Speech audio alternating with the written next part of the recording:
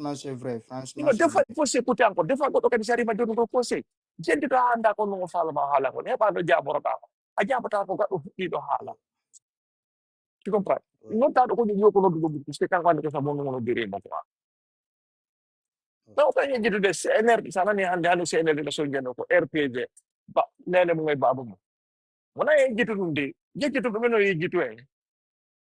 Frère Céleste Badi Halaji. Si tay damaro yan fo no yen. Pour pas way, como no dumado, como yo ni no do. Donc, Yoti. Bon, Alpha, c'est pas grave, on peut avancer. Como no yo do, como no yo do. Et puis moi, c'est que je suis fatigué sur le sujet. On va changer le sujet. On va mais là, il y a des décisions. Voilà, On va on changer change de de décision, sujet. s'il vous plaît. Non, on va mettre sur le Sans sujet. Alpha, c'est l'actualité. Si à Diabani, là, il y a un sujet. Tu laisses Durasso parler. Ouais, mais encore cas. Non, on faut un gars te faire parce que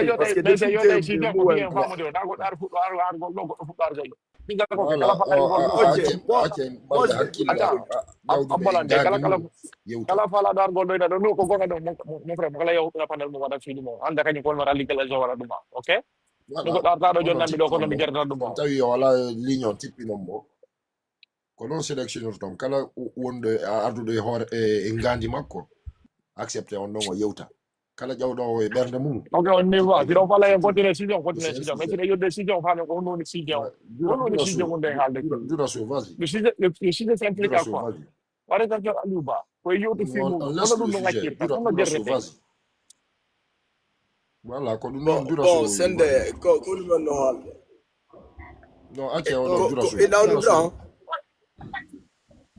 non, non, grand, allons parce que je suis là depuis. Ok, bonjour. Aki famondire, pardon, parce que non, mi tava dode quanta ila no.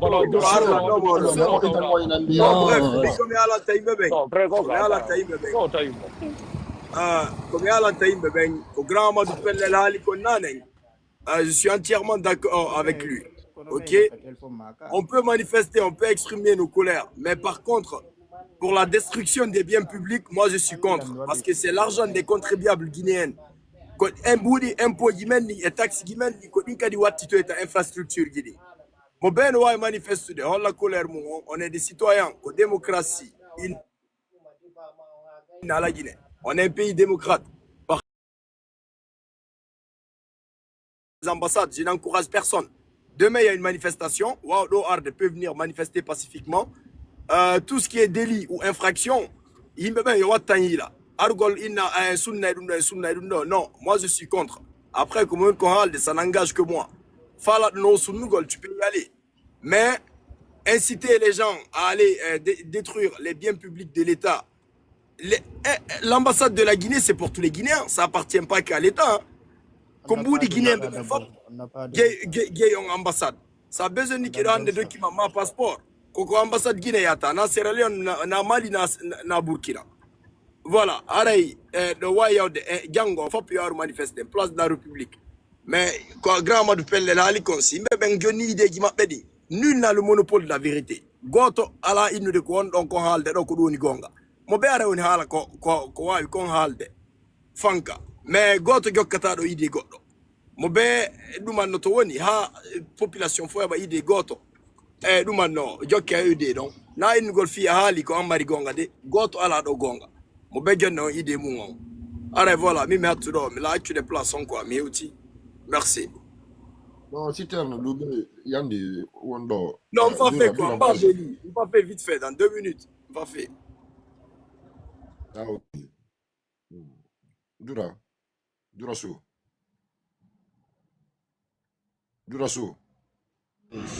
Njaramu fo nguramu. Écoute, là, Andy, quand il y a eu, quand c'est que vérité, c'est vrai que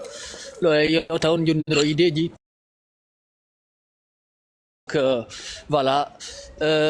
si on est yani, nous allons bien, nous la partageons, ce que malheur, ma bonheur, nous la partageons. Voilà, on est tous des citoyens du pays et même pourquoi pas aller même au-delà des frontières, nous sommes même citoyens du monde. Enfin, mais donc lorsqu'il y a une injustice, tu vois que ce soit dans ton pays ou bien même au-delà de tes frontières, tu dois toujours en tant que citoyen, tu dois toujours ce qui assaille la société, le monde qui la compose. Donc, entre autres, mais par rapport à Aliouba, c'est vrai que on dit souvent, il y a toujours des analystes qui disent que vraiment l'injustice, on la répond par la violence de l'injustice, deux fois. Mais ça dépend des circonstances et des liés.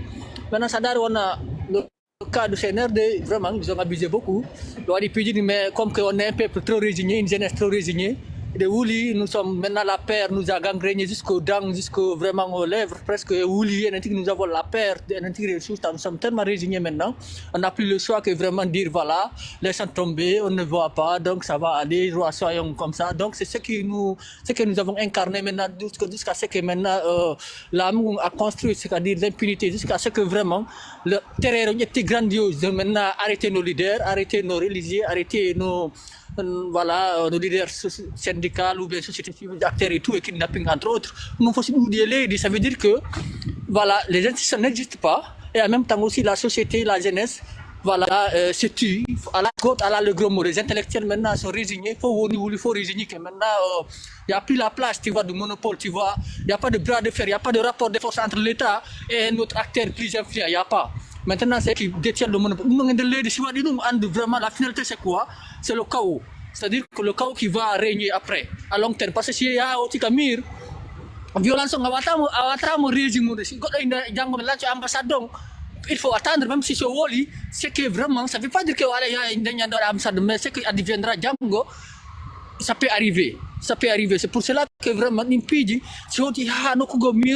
les gens vont s'attacher tous sans se rendre compte. Après, voilà, de toute façon, quand on est mais quand on est parce que de toute façon, voilà, c'est eux qui ont créé tout ce chaos. Donc, le chaos se règle par le chaos, la violence se règle par la violence. Donc, il faut que Johnny,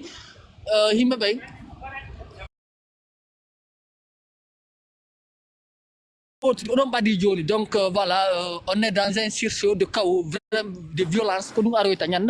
bientôt ou bien dans un mois, dans 2 mois, dans 3 mois ou bien dans 6 mois, je ne sais pas. Mais quand même, vraiment, tous nos espaces publics sont dans une situation chaotique, à mesure de l'ampleur. C'est pour cela que vraiment, il faut, voilà, on ne peut pas mesurer le danger, on ne peut pas éteindre le feu. Donc, dans ce cas, il faut que vraiment alerter. Nous avons alerté l'espace public, alerter la population, dire que voilà, la situation est dangereuse. Donc il faut que vraiment nous prenions des stratégies pour que vraiment on a sérieux. Parce que l'État qui est là, il a créé toutes les terreurs, il a créé toutes les mépris, il a créé toutes sortes de mal pour que vraiment nous n'arrivons. Il y a la paix. Déjà, dans un pays où la paix domine, c'est-à-dire c'est invivable, la peur est très dangereuse, c'est une émotion très dangereuse chez un être humain. Donc c'est tout l'ensemble de la population, mouvement, c'est très dangereux. Donc il faut renvoyer l'État automatiquement, il faut la mettre à côté, il faut la mettre à côté. Il faut la renvoyer automatiquement. C'est ça ce que vraiment les grands philosophes disaient, que lorsqu'un État n'est pas à la mesure de garantir la sécurité, qui ne fait qu'engendrer la peur, il faut la renvoyer, il faut la mener, que ce soit le Parlement, que ce soit les institutions, que ce soit, il faut la renvoyer automatiquement. C'est ça le système idéologique qui enseigne, tu vois, dans les écoles démocratiques, dans les écoles philosophiques, politiques, ou dans l'enseignement. Donc, vraiment le temps est venu que vraiment les uns et les autres prennent leur conscience que vraiment c'est le temps de résister, de s'engager et de se battre pour que vraiment cela ne va pas continuer à long terme, quoi. Parce que on y projet, on y entreprise pour que vraiment créer la paix, créer l'intimidation des propagandes politiques allant dans le sens pour détruire, tu vois, notre République, notre patrimoine. Voilà, donc quoi, merci. Merci beaucoup. Merci. Non, il y avait des gens, il y a Ba Ibrahim. Monsieur Ba Ibrahim. Ba Ibrahim. Ibrahim Ba. Ok. Le président.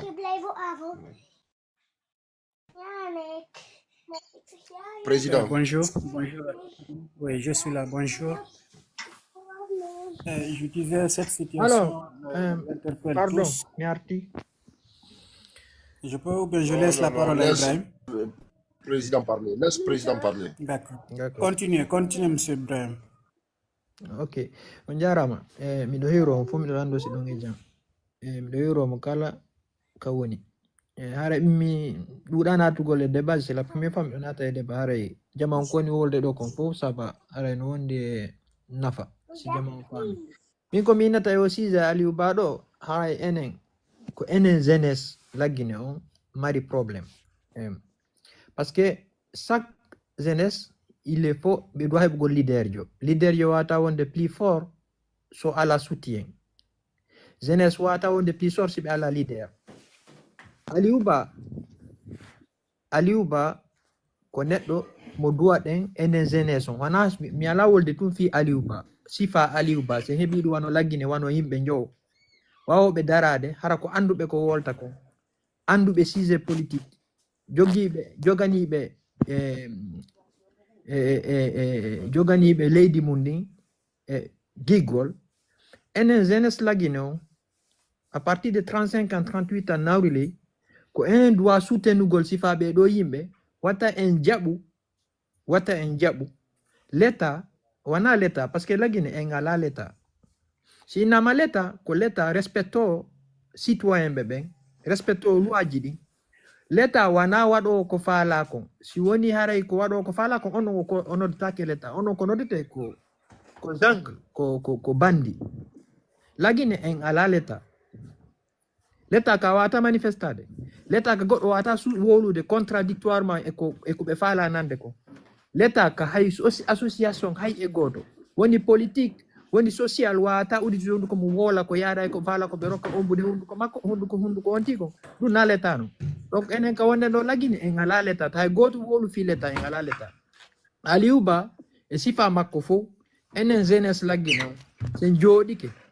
no ɓe nangiri noon fonike menge e billo Ba e Aliou Ba ɓe ƴetti ɓe fof ɓe uddi waɗi en fof miye arɗo wo dari yeeso men fiyo wallito en yaaru yeeso ɓe nangamo ɓe fanka enen jeunesse wonen leyga deƴƴen hulen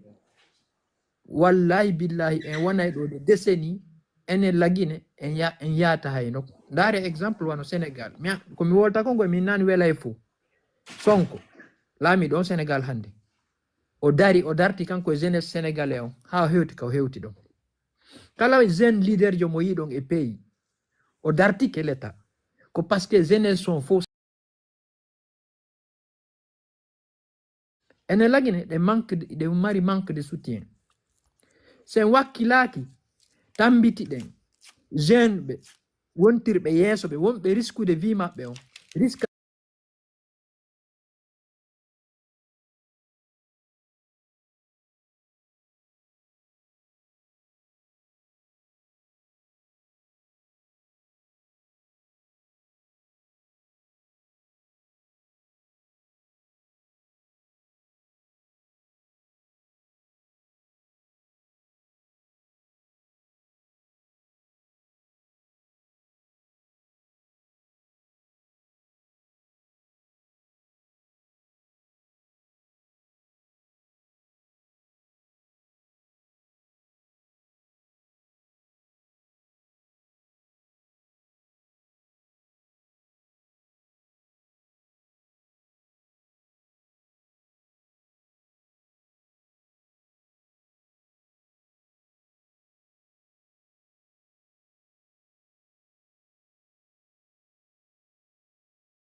o ko woni reñude kamen ɗo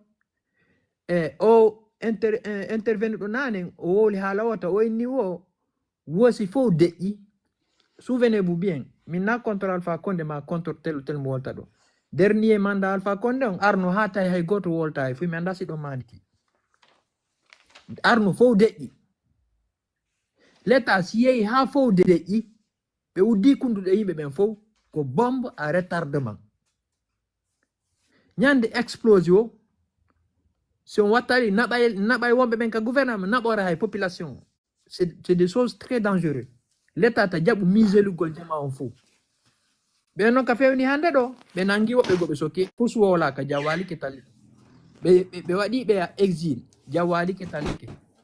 ɓe wari woɓɓe jawwali ke tallike oɗo arti wonani hay min kom fuɗɗi sifude ɗo Aliou Ba timmani hay 2 mois min ka ɓernde min ni o ɓe nanggay mo ɓe sokka ko ɗum hewti ɗo hande enen jeunesse on ɓaynon enen ko ɓuri kon wonde ɗo la plus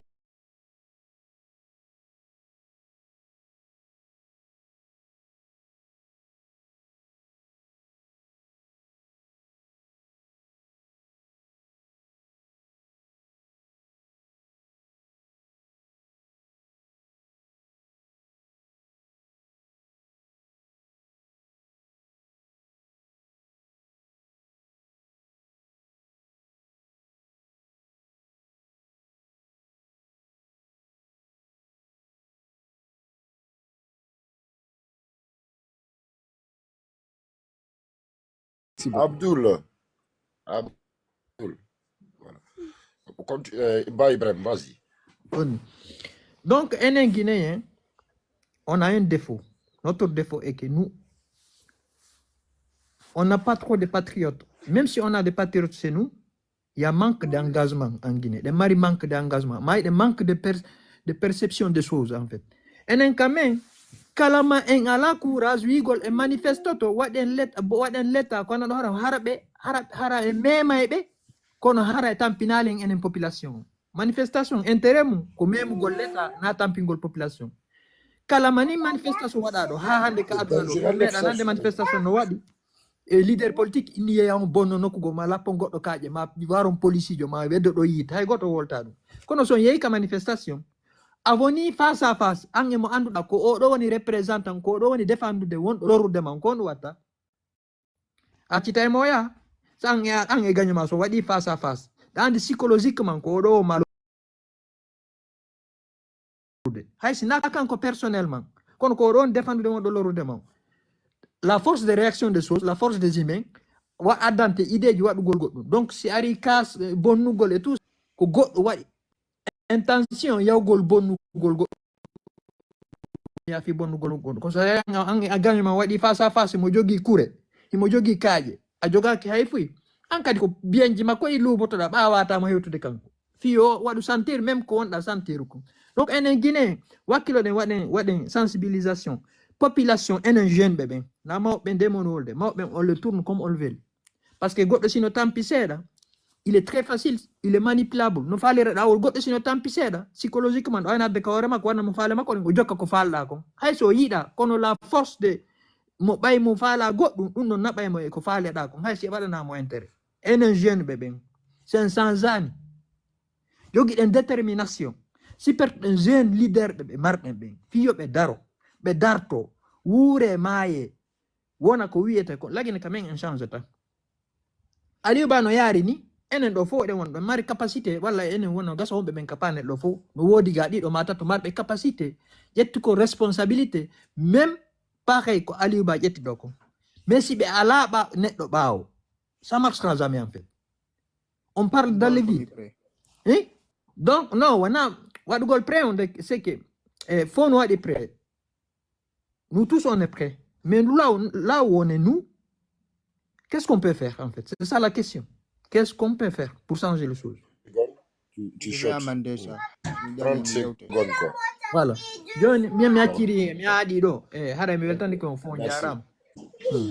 Président. La parole, président. Naam, salam alaikum. Salminama ndar Vraiment, nous traînons très constructif.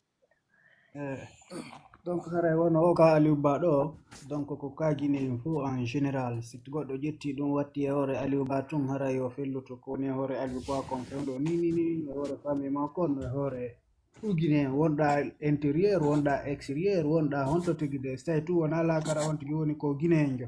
hara yo felluto o ko woni e hoore Aliou Ba ɗo no menace mo directement. Donc, mais en Guinée, faida le plus souvent, je pèse mes mots, mais faida, on est très malhonnête, non. Ha joni en jaɓali ndarugol la vérité en face, et puis yewta gonga kanno ka woniri non. Pour un petit rappel, wano ko naneten histoire ɓe yewta en Teli Diallo en warama, ki o en warama, ko sigo ni ɓen fo nangirano warira, ko sigo ni ɓen fo tortirirano. Enen kadi ko si feƴƴoyi men fay ɓe jinno e way ɓe wonnoɓe on saha ɗon ɓe waɗali ko duwano ko. Donc il est temps enen Guinéen fo yen ƴettu responsabilité men on fewten face e réalité men on. mais noon so ñini ye ƴettu responsabilité men on enen guinéen fof ɗum wawata kadi gasude neɗɗo fof a ndaaray par ce que ko woni ka yitere ma kon bien sûr ko wonɗo takko ma on ittana e maagoy mais wallahi an wonɗo an mo woni ka yitere mum on a toto andude a ukka e dow ko lunkon ha ndaara si iwa e ma si iwata donc je pèse bien mes mots mais il faut que wimi e ɓe ɓurte wattande hila mouradu ɗore par ce que fi on noon piiji buyno wadde hiɗe renigo hina se rena au sens propre e so yi won o dumbo e arɗo jooɗi e hoore guinéen ɗo illégalement e hoore bandiyagal o artirani en ko feƴƴi depuis des années 50 e ɗulle no existe ɗulle no continue hay dans les années 50 ɗum wawano feƴƴude hoore mamiraɓe men mais ko woni feƴƴinde hoore men fewnɗo kon hay Sékou Touré feƴƴinali ɗum e zamanu mo gongoy est ce que eɗen famude donc sen ƴettali disposition men on ko fuɗɗori noon aéroport o initiri e Sékou Touré ha o ƴetti doctrine ko Sékou Touré gollirano kon himo gollira ɗum e nder Guinée hiɗen udditi guite hiɗen jooɗi hiɗen reeni hiɗen fanki hiɗen innano hiɗen niisi ko mawɓe men warano donc haray sen wattanali hila mi sikki tun ko ɓuri ɗum ɗo hewtatay donc haray mo be ka wontiri wo haala kan no moƴƴi mais réagissugol ngol ɓuri wonde important wano exemple ala fewnɗo enen o génération ɗo mo mara fondement fondugol association enen ɗo fof ala mo ala fondement fondugol mouvement de soutien enen ɗo fof en ala mo wawata rédigugol une lettre ouverte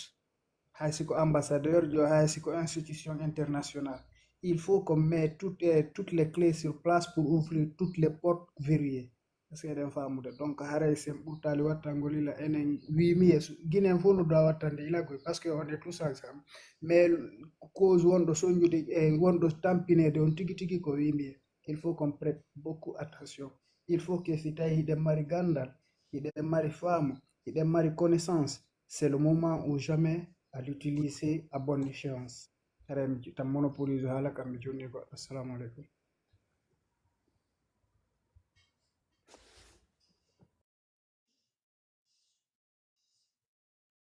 Allô?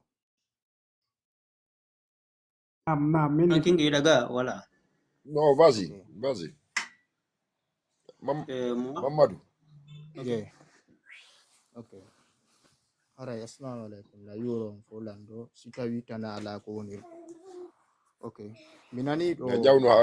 sijeji. batto micro on quoi, voilà, maintenant voilà. Ok. Vas-y. Quoi, batto micro on quoi, On fiyo hido maintenant ko on onda. hido situation la Guinée on hande. Ɗum hewta laykinnugol piiji ɗin ko ni e ni ko andugol ko honno gerdirte ko homɓe heɓete kono mi précisa taw piiwu ngotum no hersini ko tawata lidejo nangete e nder leydi dilleydi jam waalo tallo e mayri hara hani guinéen mo beno continue mouvement mum mo beno continue golle mum goto haajaka mo beno jokki haaju mum wonande wonɓe ɓen ton ene wonɓe ɓen ka yaasi ko wawuɗen ko haala masta woni financement no woodi financen kono voilà ce que le vrai problème konto woni ni min no mi hiiri noon situation laggine on e wonande wonɓe ɓen ton ɓe wawata changude ndi leydi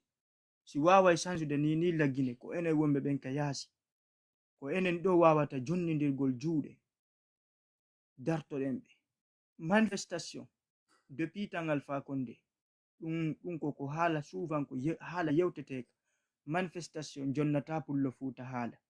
manifestation waɗata ɗum ɗo pullo fuuta jama on no duwa like Allah do mama ni kama so no pulo futa e wallidino no ko affaire Guinée wona yewte dali ba c'est non politique voilà. ok joni yo jamma on daru ɗo ko selludalen ko waɗa kon na ɓe ketike ha ɓe perdini sellu ɓay ko ɗum woni perdugol doga yalta hara susata natude Aliou Ba kadi ari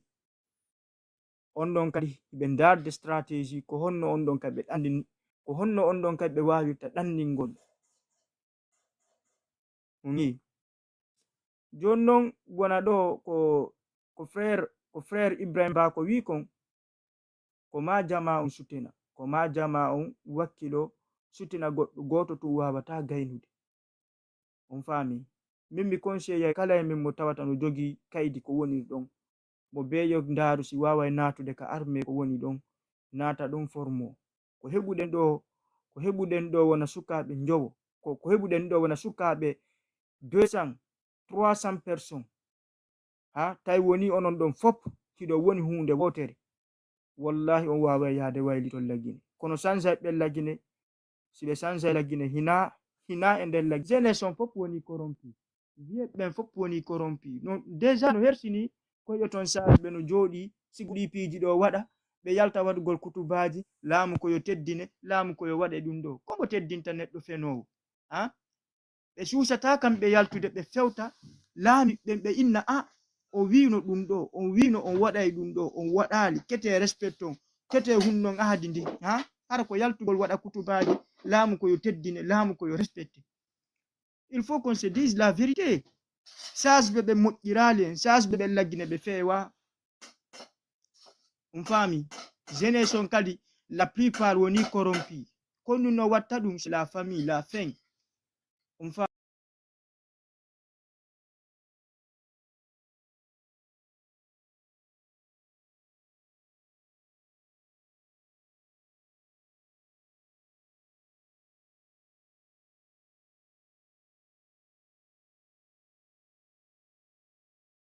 hara nde no weta bimɓe hara kamɓe tigi ɓe hi'ana e woore maɓɓe ɓe anda ene jayinako men sikki ko na ɗum woni yaltude on faami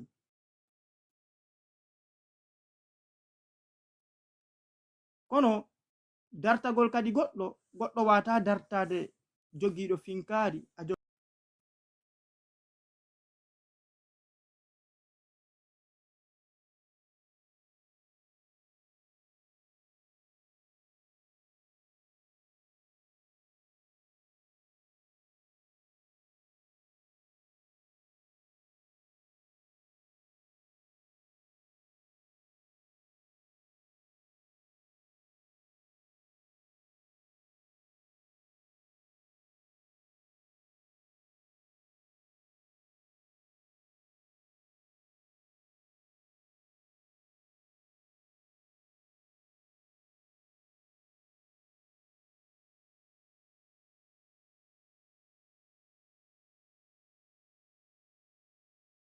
to Allah ko yo Allah ɓeydu wallugol ɗen ko yo Allah ɓeydu wallugol ɗen wallira en sabu no moƴƴiri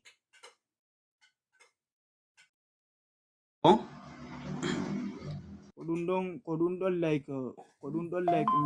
min mi tanɗini e an quoi mi faami ɗum ɗon min mi tanɗini ko ɗum ɗon min mi ɗumanno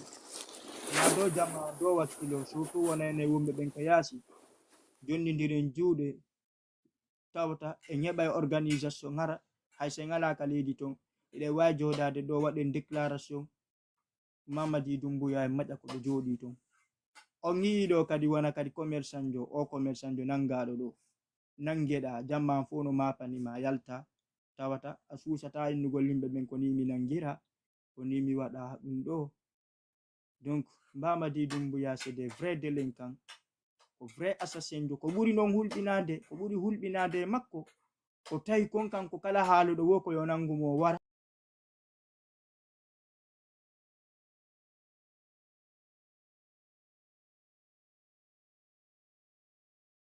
yen fof no jooɗi jokki haaju mum ha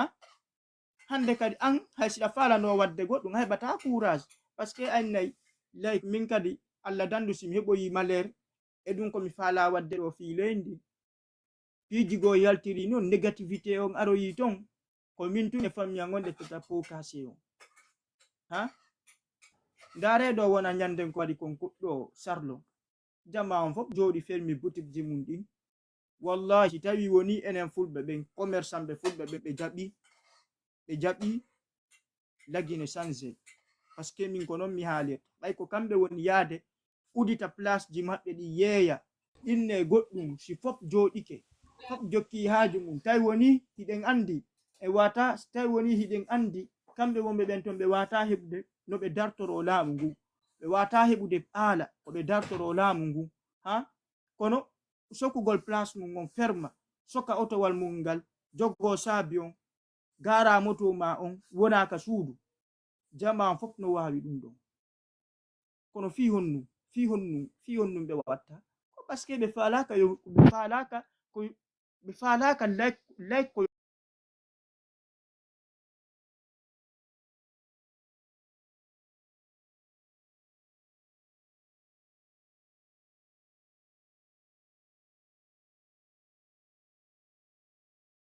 responsabilité maɓɓe responsabilité charge ko haalugol gonga ko heɓugol jikku nulaɗo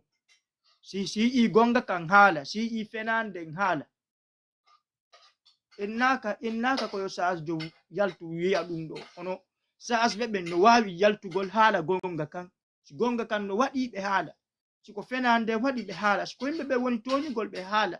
normalement ko sas ɓe ɓen duwano wonde hakkunde gouvernement on e population on e justice on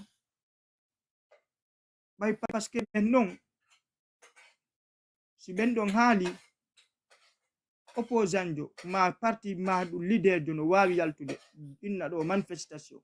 ɗon ke waɗede kono si sage jo yalti inni a ɓeɗo ɓe laami ɓen ɗo ɓeɗo laawol no ɓe jokkiri ni no ɓe wonni naɓirde ndi leydi men koye woore fenande ɓe jokki koye woore fenande joni noon haɗa jama fo no duwa yaltude raɗo ɓe no dayi like so tawi ɗum ɗon ɗempeji ɗo waɗata jonnade ɗo wo mbuuɗi seeɗa jonnama mbuuɗi yalta e ƴawa yalta daro waɗa kutubaji en faveur laamu ngu daro enna laamu koyo teddine laamu koyo waɗe ɗum ɗo kombo teddinta assassin jo joni ɓe Allah waɗi hiɓe haala gonga yoɓe yaltu ɓe haala ko Aliou Ba waɗa ko ɓe yaha ɓenna koyo Aliou Ba accite ma ɗum goɗɗum kono mais walla ɓeydu tu wallita gollum haray min mi like haray min nacciri ni haala quoi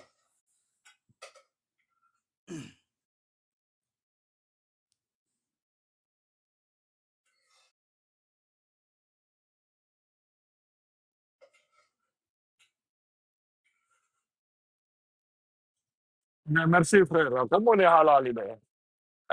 on Mouktar. Attends d'abord. Mouktar, Moi, j'ai pas parlé Eh, d'abord. mi attends sikki d'abord. tun joni wondema o sujet jallu ɗo haɗali acce nani Non, o sujet moi, j'ai ɗo pas o parlé wolama d'abord. ɗo han ronkama yimɓe ɓen fof ko hunde wotere nde woni wolude ɓayna répétition tout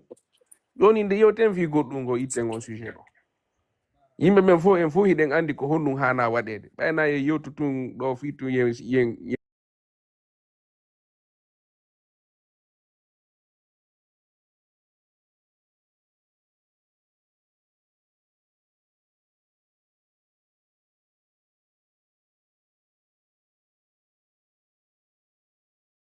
fi ɗum ɗon si on jaɓi bon tu vois toi Medra qui dit là-bas là lui c'est un traître lui il est plus La fin patriote que toi sors dans ça Aliou Ba il se bat pour ton avenir toi-même. Aliou Ba, il est traître comment? Comment est-ce que tu peux dire qu'Aliou Ba est un traître? Lui, il est plus patriote que toi, que toute ta no lignée. woniri no yo jama haccinnugol ko traite men Non, c'est linde ni incroyable, hande quoi. linde hande kaka IFDG munani kono mela sutini Aliou Ba yiyete selli par ce que mi andi neɗɗo mo suusi Non, incroyable. enen jeunesse ko ɗum ɗon besoin il faut qu'on se attends. dise la vérité en public Mohamed, ko ɗum ɗon besoin ɗiɗen ko leader de suusuɗo Abi, jama fof Medra, toi, Aliou Ba, il est plus digne, il est plus patriote que toute ta lignée. Toute ta lignée, je te dis. Diallo Teli. Il ne faut pas parfois Sors Télé dans Diallo ça. ne donnez même pas, attendez mon frère. Et s'il vous plaît, ne donnez pas la force à des gens qui ne méritent pas. Voilà, merci grand, merci. Continuez sur votre débat, continuez sur votre débat. Eux, ça s'appelle la distraction. Ils essayent de vous désorienter pour les envoyer, pour vous envoyer sur leur sens.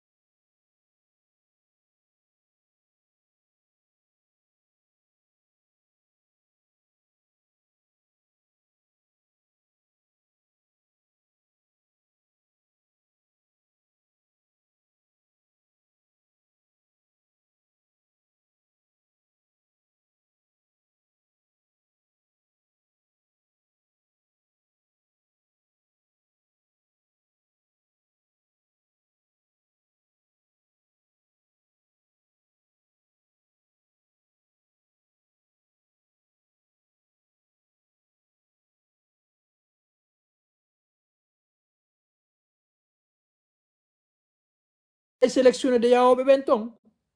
no wawi wonde hara ko neɗɗo iwɗo minorité darni labtane on kono no wawi yawde hara woɓɓe ɓen aisé ka nder leydi ko kamɓe woni majorité ko kamɓe yahata ñawdo ton hara darɗo labtane on o hoore makko hara o yiiɗa ɓen wonɓe yawna ñawnagol ton mais saabu mbuuɗi ɗin il faut m'accepte ɓe donc enen jamala guine enen jeune ɓe ɓen enen min ko ɗum toroto enen ɓe wawi fuɗɗorgol par association wano whatsapp wano oɗi panel ji ka wonnen ɗo moɓoɗen e panel goto jonnen onti doole ha waɗa milliers de followers onti seeɓi milliers de followers haɓa info en wata wonugol moƴƴingol panel en fo heɓen followers en fo haala men yaa on ɗon so heɓi yimɓe buy ɓaawo makko haala makko kan yahay sabu enen voix ji men ɗin ɓaawo il faut qu'on a ça en fait si en fof sen darike en ɗo en wowli en critique en wi mi wowli min tun haalungal ko an kada wowli an tun haala men ka yata e nokku il faut que regroupe ɗen hara noon kadi parce que il faut prendre en compte kala mani groupe mo moƴƴinɗa kadnan la ɗo a heɓay to lutorowo proɓe ɗum dès le début il faut le mettre dans ta tête une fois hewɗi 1 million 2 millions 3 millions 4 millions pour intérêt parce que banu adama no yiɗi jokkugol fi intérêt mum on yiitagol tout ça adday sabotoɓe nder ton adday ɗum ɗo nder ton kono en fof geno c'est moɓodiri en éviti wolugol haala pullo soso maninka tout ça parce que min mi ala e ɗum ɗon fof min komi woni ko fi enen lagine fof yo yaaru yeeso parce que min hara haala an kay yahayno nder lagine ministre heɓotano ko lagine en waɗayno président de région e mari 4 régions naturelles président de région budget lagine on sende 4 fois adda e concurrence lagine si oɗa région hendi ke budget mum ɓe golli le ka maɓɓe ton ha alabama oto hersay ɓe wakkiloto par ce que Europe ɗo ko ɓuri konko ɗum président de région ji no woni o ministre ko wiyeton 36 ministre 46 ministre ko bonnere mbuuɗi enen leydi men par ce que enen yimɓe men ɓe naɓe patriote fi suɓagol leydi maɓɓe ɗin e di hoore maɓɓe donc pour évitugol o ethnie koko wonata quand même ɓena oɗo ko pullo oɗo ko sosoɗo ko mani ka sinama région kala e vote fi président mum o ethnie la ni quand même forestier ɓe votana toon président maɓɓe o président de la Guinée o wona garant constitution o si budget vote ka parlement voté par région on jonne ɗum ɗo ko fi laptane ɗum ɗo ko fi sécurité ɗum ɗo ko fi santé ɗum ɗo ko fi solidarité ɓe serana hoore maɓɓe toon si enen fulɓe fuuta ɓen moyen guine e mbebodira toon ha mbebodire daɓɓen toon président ara ko président en yawi ɗon innen oɗo ko pullo ma oɗo ko soso ko enen ko moyen guine région forestiére ɓe mbebodira toon ha ɓeɓana hoore maɓɓe président ɓe nayi oɗo ko maninka oɗo ko berse oɗo ko ɗum jamais de la vie donc lagine système colonial ko jokkuɗen ko ça marche pas chez nous Allo, ouais. Yewtugol des trucs, on a parlé des panels de NB, Bondira Douma, tout ça. Il faut ici, on monte avec son cerveau, pas avec le cœur. Voilà, On moi je parle dis juste, moi c'est les solutions que je intelligemment. propose. Oui, mais les solutions. acte ko Ibrahim Bawon ko ngalde billahi wallahi c'est vraiment c'est like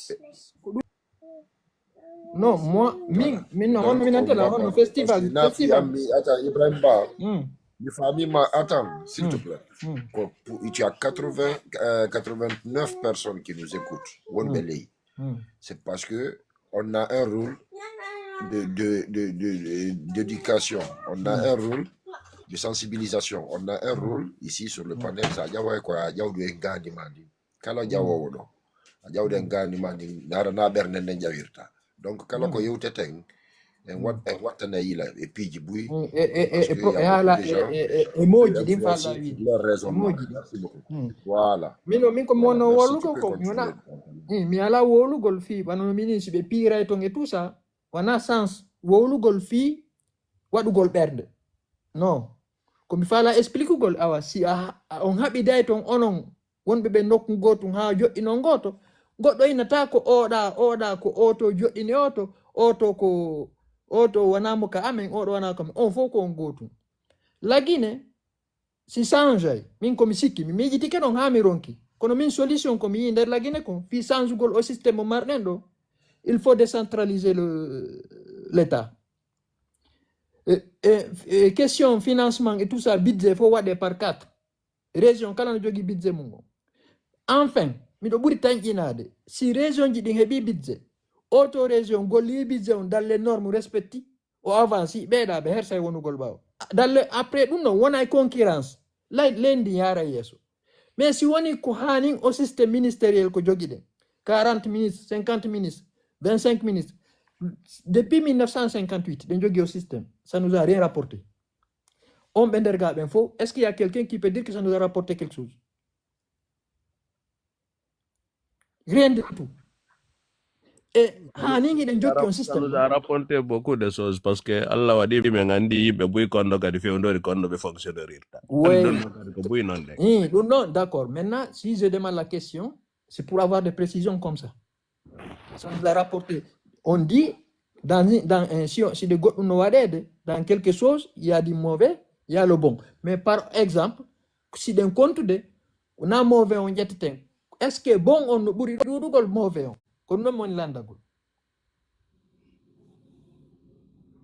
a waɗi landal min ko jaabubuye goto mi jonni ɓayno voilà ɗon no moƴƴi joni noon est ce que ko ɓe woni ko bon on e mauvais on ko no ɓuuri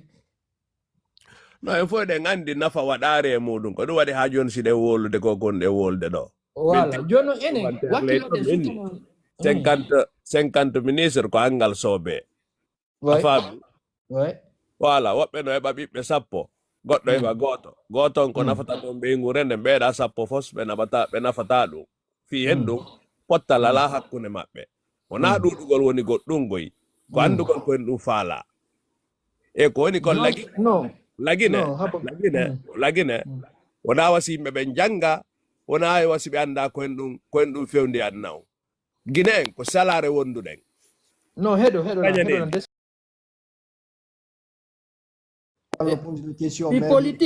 fi politique ko ɗuɗugol landa na fanɗugol non min kaka nafa mi ɗum wawo lande fi muɗum ɓayɗa 50 ministre a faami voilà mais joni enen noon laggine sen fala changugol o systéme ɗo ɓayen fo en ko wonɗe yewde ko fiyo laggine change en jokka yoɗo systéme tum walla en exige en ndaara sen heɓa créé nayi ɓen propose systéme hara ko ɓe wawoɗo waɗede en hara on yimɓe no wawi heɗitade min ko noon woni mi fala ɗumannade systéme wona ko proposete koko imposete ko imposata ɗum onmo imposata ɗum ko jama on siɓe jonnama doole fi hen ɗum kala deburiyiɗo haalama ni hoore muɗum an amara konngol hoore on min mi mara konngol hoore on ko ɗum jokki en leyɗe porto ɗo ɗen goɗɗo deburiyota ko ɗo haalamo ko jama on lamminta a faami a yeeɗo goɗɗo no faala laamu hara wona julɗo kono iwataka juulirde ɗo ɗen argol dooma du'a dooma yimɓe votoɓe fiyen ɗum par ce que mo andi ko jama on jogii doole mais si tawi goɗɗo walta ko salon mum laamu ara tawamo ɗon ɗen on ko en ɗum goɗɗo go wawi wolande o yimɓe ɓe woni respectaka sayi goɗɗo no ƴetta aalaji yaha waɗa ko waɗi kon ara ɗo ɗen inna kañum wona e goɗɗo woolu goɗɗo de ko konngol waɗi an noon ko yimɓe yawɗa warɗa an en ɗo gombo doa raɗede yimɓe ɓe ko ɗo probléme o ko ɗo woni sa yi no woole findugol yimɓe jannguɓe wona diina yoɓe accuɓe yalta ɓe woola par ce que kamɓe ko tawi ɗon nden no winda taw arsike mawe mayde ma nden ko ɗum gatta tagede an imamu jo woolowo ɗum an déjà ƴettiɗum a ferori ɗum ɓaawo si hewti sendugol jawdi a jaɓa e mbuɗɗi si hewti ka woolugol gonga inna anna politicien jo ɗo ya woni politicien jo ma imam ka citoyen ndin leydi taw hen foyɗe sendiriri gonga e fenande enen ɓe wonɓe wolde ɗo fop wona wasi haysi laamu libiri ɗo butti kanu buyna ɗo ɗe wonta e chef de secteur jama ko ɓuttu faala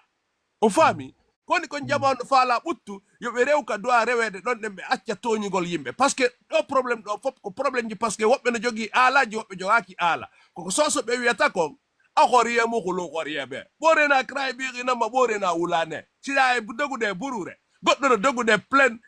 air ɗo ɗen hara ko gudrona wona alir goto yaato o hewtotaka nde wotere donc ɗi sabuji dowa accede a faami min littangon fop ko taggine luttu e affaire yottodirgol par ce que tagaɗo no way wonno way ko woni mumini o ko woni mumini piijigo sa rewni e makko so heɓi feere o yottoto ko ɗum woni en doaka natde e muɗum panel ji no woodi kadi sa yeehi a yurnike ta daari a tawi ko wona woole ko konngol ma walotako to wota ƴaw sakko feere goɗɗo aybide a faami enen ɗo fop en feƴƴi wajeede e feƴƴi wajede goto doa kayde guinen jo fotten hande tampere nde 66 ans si ɗum ɗo fottinaari en ɗum ɗo waɗare hunde wotere wallahi en doa ka wadde promotion fotten hiɗen doa addude en doa fottude hi yo kura kupu koɗa Bamako goɗɗo yetoma ɗo wona Conakry Bamako ko ala hay port kon noni rise Sénégal o sina tiga hi koɗɗum guine en dogata yaa Sénégal hi lagine yimɓe jooɗoɓe halora leydi hay konngol nayi goɗɗo wolu quoi konngol a sustande goɗɗo hay mo kaani hara non no waali e kene mo kaani habbo ɓuriya andi probléme on ka woni lagine sa ini en fo eɗen andi en fotta d'accord mais par exemple sen haaɓi fiyen ittu pihum haɓama fiyo pihum iwe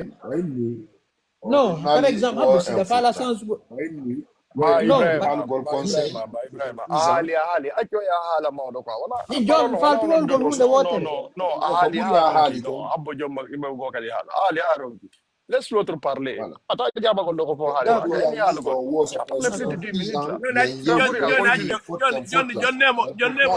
jonnemo 2 minutes o clôtura quoi woɓɓe go kadi continue i waɗiren noon d'accord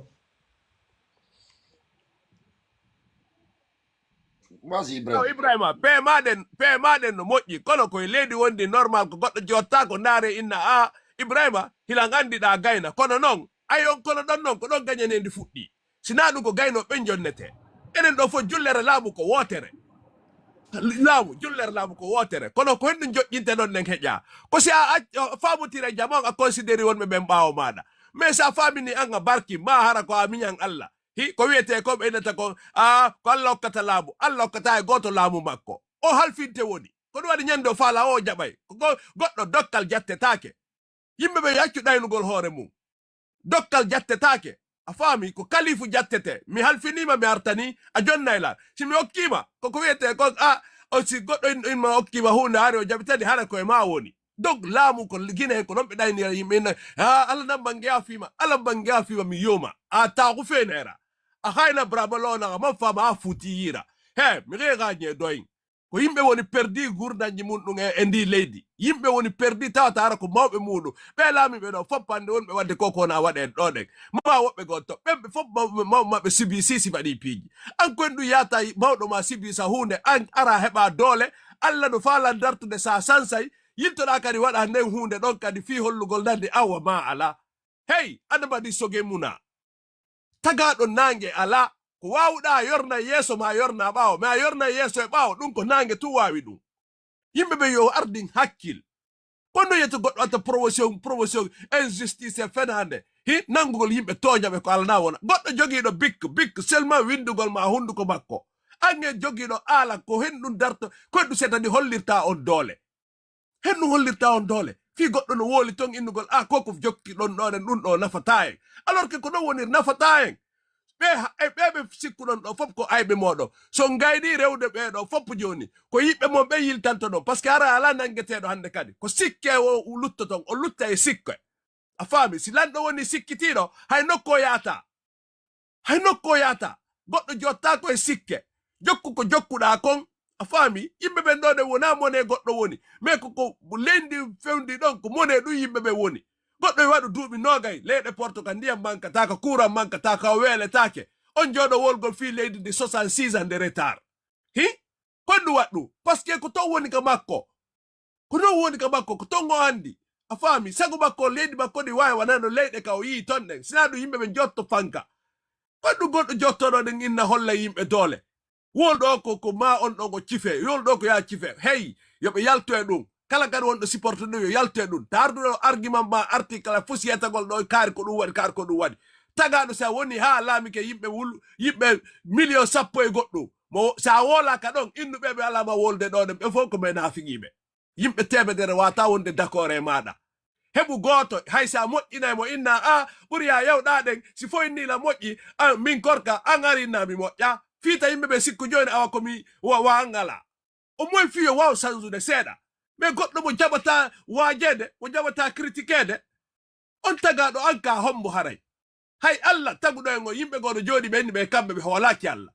ɓe hoolaki Allah neñande oustaz ari ɗo ɗen e yewtarɗo a woɓɓe goyni o kamɓe joni ɓe e moƴƴingol Allah goɗɗo si jooɗi ke lesi leggal o tagaɗo o indi kanko ngal leggal woni Allah makko hande kadi ngal leggal ngal fofata ngal yarata fus konno o tagaɗo mo Allah tagi o jooɗo moƴƴina leggal o inna joni mi sansi Allah taguɗo langon joni ko ngal ɗo woni Allah ngon konno o landato ngal leggal ko ngal waɗantamo ɗum fo na majjere jeeya hey yimɓe ɓe yo yalto e ɗum hay goto e meɗen ɗo doaka bambande tooñe hay goto doaka bambande tooñe kala ko tooñe ɗe woni hara ko ombo de min ko ɗum waɗi ko yefdg mi jeeya si politique no wolede si goɗɗo ari wigol enen mi landotoma enen homɓe taw par ce que sika parti wonɗa ɗum ko feere sika ka leñol ɗum ko nokkugo non ɗen a faami par ce que mi wawata wadde ɗo ɗen ko mi woni ko wadde goɗɗo laamoo ɗo mi ara mi fanka fiindugol joni no kamɓe kadi koɓe laami ɓe ko laamino hanki ko ɗum ɓe waɗi wadde hara mi ɗayni hoore an hara mi ɗayni hoore an a faami ko ɗum dowa yaltede e muɗum on sambula yimɓe ɓen dowa yaltude e mum ɓe wonɓe ɗo hande ɓe wonɓe wadde ko wona waɗede ɗo mawɓe maɓɓe ɓe ɓurɓe maɓɓe rewnanoma e ɗum kamɓe ɓe dowa ka wadde exemple ɓe dowa ka ittude ɗum ɓe inna mene men ala yiltitade e nder lowre si laamu sansiɗo ɗen aroɓɓen kadi indi jokkaygol laawol ɗon enen ko hara ko ha en dettuma yayten en lutta e yettodirgol tun en lutta e yettodirgol to e ndi leydi non mais sortonde ça buyno ɗo sa yiɓe wolata par ce que ɓe falaka e konguɗi go yaltu ka hunduko maɓɓe ko ɓe regrettata ko ɗum watta ɓe fanka a faami ko ɗum watta ɓe fanka donc ara une fois encore min ko mi yettoɓe yoɓe sellu jama'a o faami yoɓe sellu yimɓe ɓen goɗɗo karambol ko wolata e hunduko ɗum e finkari wona gotu yoɓe terto hay ɓen ni yimɓe ɓe wona ɓen dogere ɓaawo mum hay goto ala ɓaawo maɓɓe onon jama on no iwtir ɓaawo mon joni acceba yimɓe ɓe wona kaɓe won ɗon kamɓe wonon ka wonɗon ɗon na forcé on yiɗa men añon kaari en ɗum wawata masude yoɓe sellu yimɓe ɓen ɓeɓe ɓe on nangude ndi ko jooma ɓeygureji no wetirta bimbi ɗon ɗen ɓe lunno ɓeygol maɓɓe ɗin ɓe lunno ɓiɓɓe maɓɓe ɓen ɓe inna ɓe yiɗi ɓe yaaɓe déposé ɓe ka l'école ji ɓeɓe ɓe mari ɓe kadi ɓeygure maɓɓe ɗen ko noon besonnori e maɓɓe hay si ɓe ala goɗɗum a faami ɓe dowa yaltude ɗum kala mo yetaki ɓe ɗum ko fenande won ha maɗɗiɗa a faami jamanu dowa ɓe yetade ɗum yoɓe sorto e ɗum ɓace ɓe ne wawata nangude ɗo yimɓe ɓen ha ɓe luttirani tun ko ɓe yaha ɗo ha kamɓe tigi ɓe ndaroɓe tawa hey koɓe jokki gon ko perdi a faami kono yimɓe ɓen laamete wona kulle ɗen yoɓe selu ɗum ɓenen koɓe mawnata buy sikkuno secteur ha nawnata sakko fere o maayi laguide continue laawol muɗum lasara continue la même chose konɗu hino ɗo dadis maaya o yaha o nawna himo nanga honto ɓe innanoɓe hanki dadi suula mor honto ɓe woni hey ɓe wafala yeɓe donc à mettre bas la terre yoɓe selu yimɓe ɓen allanɗo a woletake mais c'est grave tan goto supporte ɗum sa faala jokki leader jo fiyo laamo yetomo lan jokkuma fiya jokku laawol laaɓugol sa ñande waɗɗa ko to watta ko mi yalta kadi mi yetoma kadi ko mi wonno yetade ɓe a kon hanki wona dendugol ɗo joni awa ɓay ko enen joni enen kadi en hendike joni waɗe enen kadi ko falɗe wadde kon non moi je fonctionne pas comme ça mi encourage ta e goto kadi ngol laawol ɗo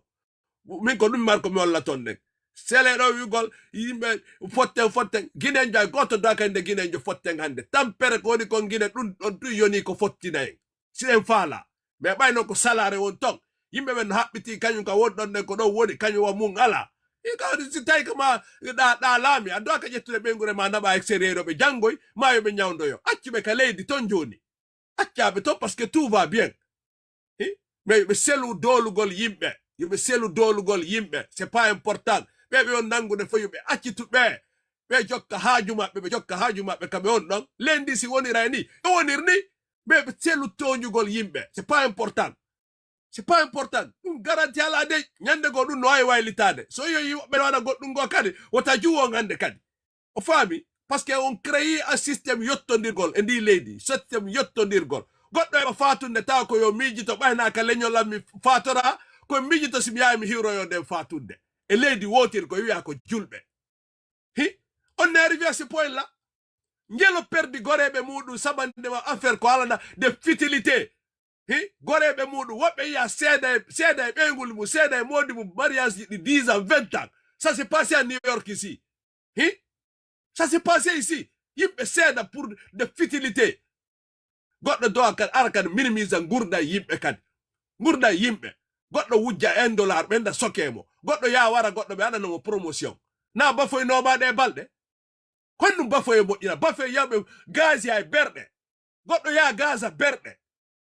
kon ƴettoto waɗon promotion yo is a bullshit ɓe dowa yaltude ɗum miyo mi attuɗo quoi.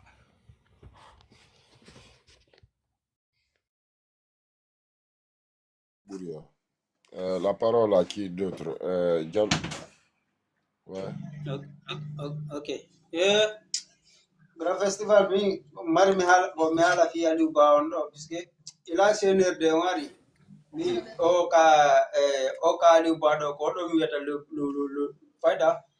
Einstein le premier bêtise que le CNRD a fait quand même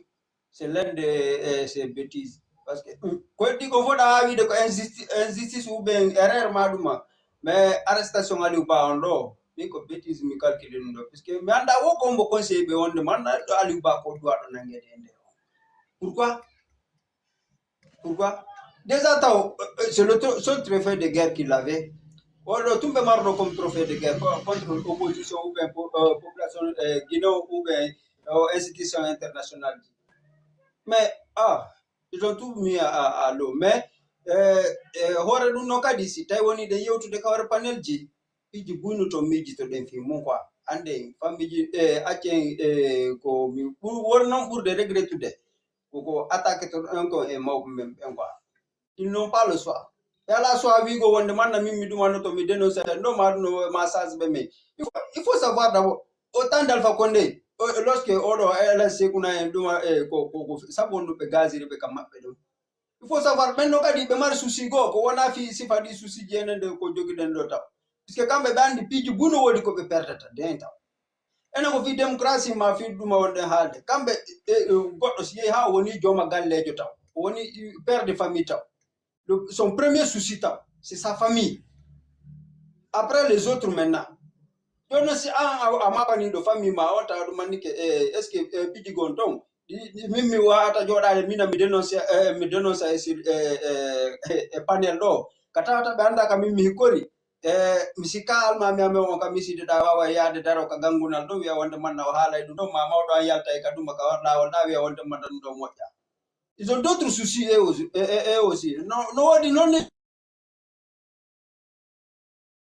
battra mais chacun a sa stratégie mais c'est-à-dire yewde ka panel ji émotion wata pousser haalugol goddi gono ton ko tata regretta plus tard proposition buji bumi nani do hande c'est normal wadugo proposition ji mais il faut être capable de les exécuter tu vois proposition bui wadadi do hande ka tawata sa wat si di exécuter man nafata en kadi tu vois wata mi juti hala mais quand même faisons beaucoup attention en dénonçant les choses il faut modérer aussi. Merci. C'est un homme qui fait que goddo ara mi do tori ya fu kadi quoi. Accimilandoma anda mare susi go arana be ngure mande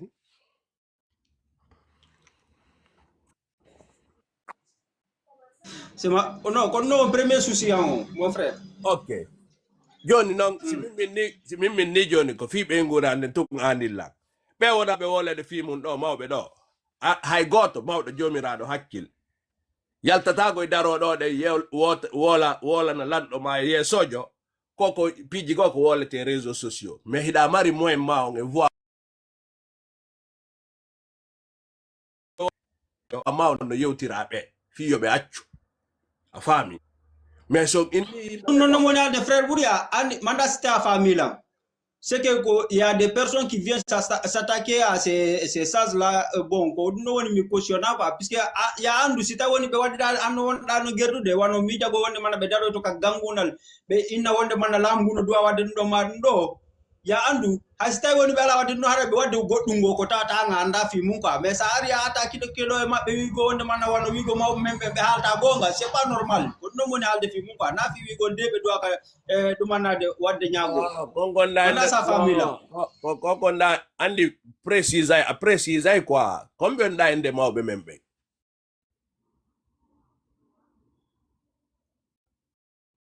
même le considérer mawbe lagine be surtout des sages la considérer be foko ara ko mawbe okay wole andi wala andi min ko mi mawni do min mi famata hala mun jagol quoi ma ebbugol tum fejja a fami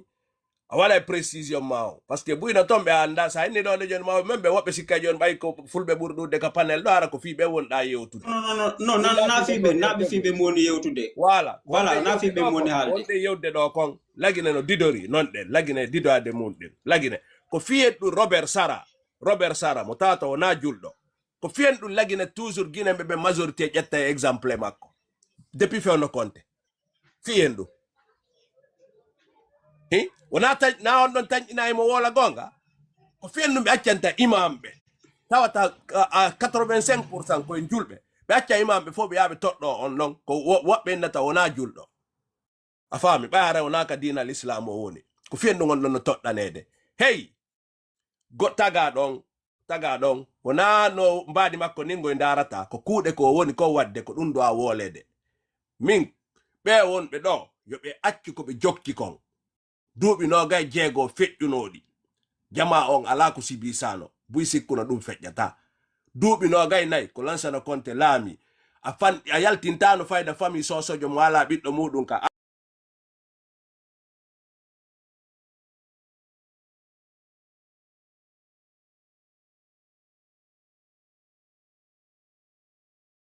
accu pour ne pas que jango yu fo fankono tertodi be hoore mabbe yo hebe o moy wobbe go noddube be waajibe parce que wobbe tonka won be waajade dans le mauvais sens ko du yeta be wada koko be wadde ni a fami wona kambe ton jolanade hoore mabbe miji to dungoy no wodi to wobbe kadi wonbe be yetade wadir dum do ni parce que be yidabe kambe tigi be yida hoore mabbe sina dum tagado ni haajuma no bona wara da tawa hibe andi ko hen dum fewndi e aduna on hande a fami Alpha Condé mo be itti don on intention makko har ko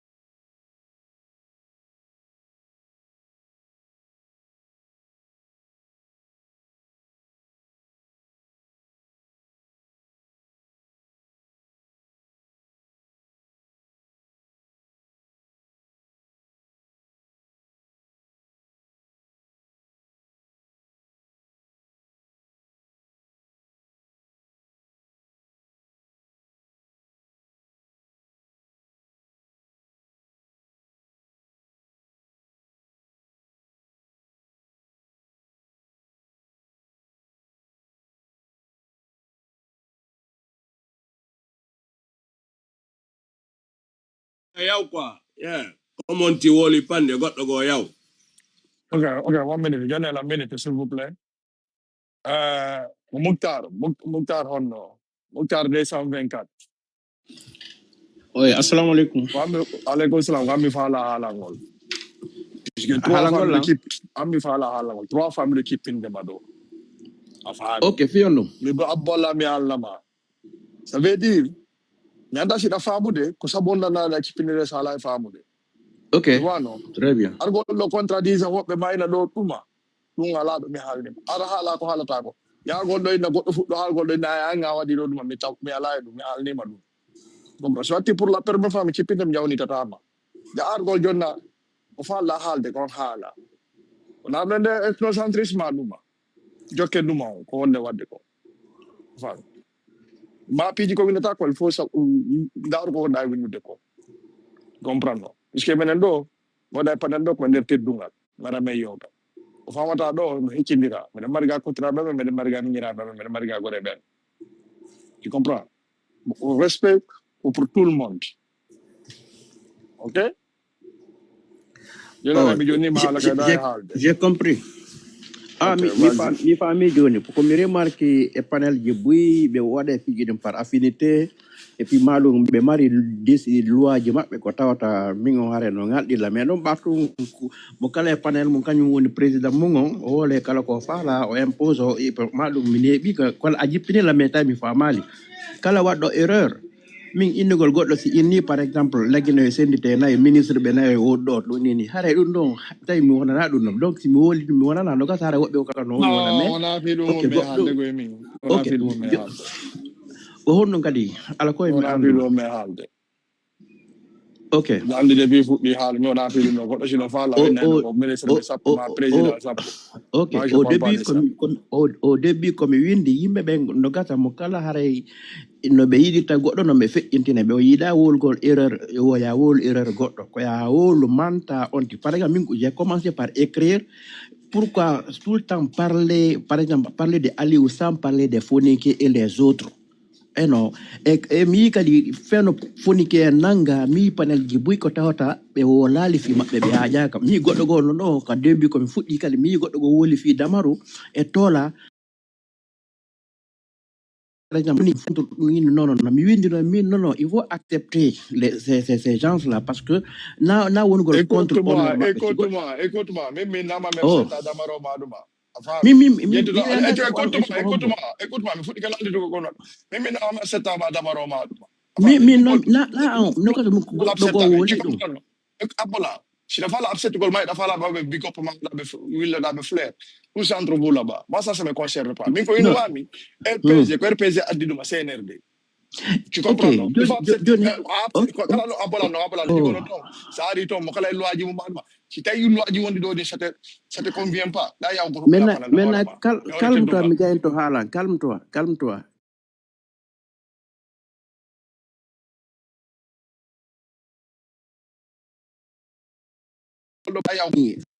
Because I'm going to have a life I'm de quoi. Qui pour me dire ça.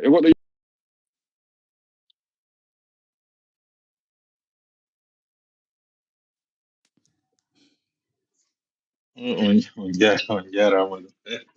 Le gars, là, elle me fatigue depuis le matin. Guarda, io la mia morale, quoi. Ça fait 4 ans que je suis in quoi. Mais là, voilà, ta conga. Le go men la morale men kella me ma me wala duma. tu sais, Okay, thank you very much. I mean, just imagine things like thank you very much. Have a good day. Okay, I appreciate it. Have a good day. Okay. ok, en tout cas, comme quoi là, donc, c'est-à-dire qu'on s'écoute, il est dit, Jama on doit, ça, Andugol doit aussi, côté d'Ungaloni doit, en même temps, il écoute direct, mon kala John a idée du monde, mais hors était d'Ungal, parce que on est et du coup, fait gondir te hara on si on aurait pu éviter, tu vois, mais concernant, sujet Aliouba, on doit, on dit donc, ene wonɓe ɗo ɓe ɗum ɗon min ko mi critique ata CNRD ko mi attaquata ɓe o mi yaha yiiji programme yandi min moto wiya donc il est hors de question joɗagol fanka hoore ɗum ɗo ronka posugol artiji par ce que ɗo hande ka woni ɗo